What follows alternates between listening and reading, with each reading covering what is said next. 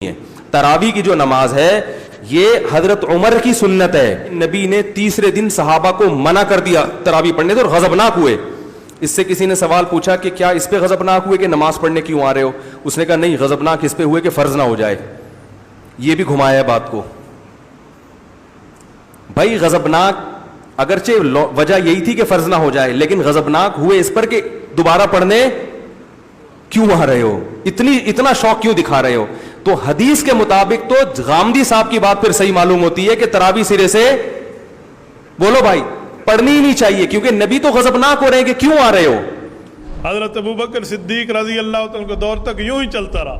حضرت عمر کا دور آیا تو حضرت عمر رضی اللہ تعالیٰ نے 2-3 کام اس میں شامل فرمائے۔ نمبر 1 فرمایا اب پورا مہینہ مسجد پڑھیں گے۔ نمبر 2 پورا قرآن پاک پڑھیں گے۔ نمبر 3 باجماعت پڑھیں گے۔ نمبر 4 پورا مہینہ پڑھیں گے۔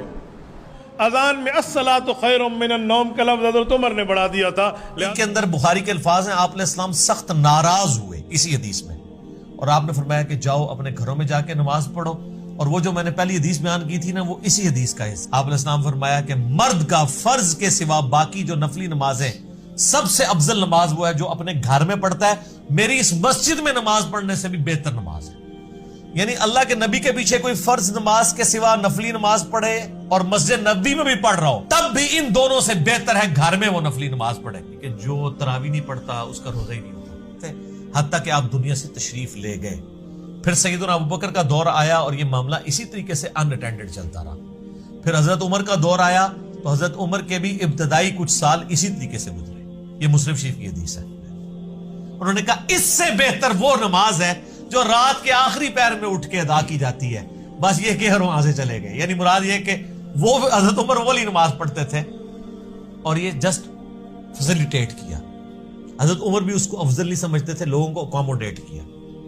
اس لیے شیعہ کا یہ موقف ہے کہ حضرت عمر نے جو شروع کروایا وہ اس کو بدعت سمجھتے ہیں، وہ بھی ایکسٹریم پہ گئے۔ حضرت عمر نے کبھی بھی اس کو ایز اے فرض کے طور پہ جاری نہیں کیا، جسٹ ایک مستحب کے طور پہ کیا۔ اور خود بھی وہ آپ دیکھ لیں، انہوں نے تو نہیں پڑھی وہاں پہ نماز۔ جب ہم یہ کہتے ہیں خود تو کوئی نہیں پڑھی ہے، کہتے ہیں دیکھو جی یہ حضرت عمر کو کہتے ہیں نعوذ باللہ، وہ کہتے کچھ تھے کرتے کچھ۔ سر جو انہوں نے کہا انہوں نے وہی کیا ہے۔ انہوں نے کہا اس سے بہتر نماز جو ہے رات کے آخری پہر میں پڑھی جاتی ہے، کیونکہ بخاری مسلم میں کہ یہ حدیث ہے نبی علیہ السلام نے آخری پہر میں اٹھ کے یہ نفلی نمازیں ادا کی ہیں۔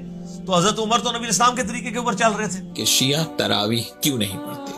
اس سوال کا جواب جاننے کے لیے سب سے پہلے ہمیں یہ دیکھنا ہوگا کہ اس سلسلے میں پیغمبر اکرم صلی اللہ علیہ وآلہ وسلم اور اہل بیت علیہ السلام کا کیا موقف ہے، کیونکہ ہم فقط پیغمبر اکرم اور اہل بیت رسول علیہ السلام کے اتباع کے پابند ہیں۔ تراویح کہتے کسے ہیں؟ آج کی عام اصطلاح میں ماہ رمضان المبارک کی راتوں میں نوافل کو جماعت سے ادا کرنا تراویح کہلاتا ہے۔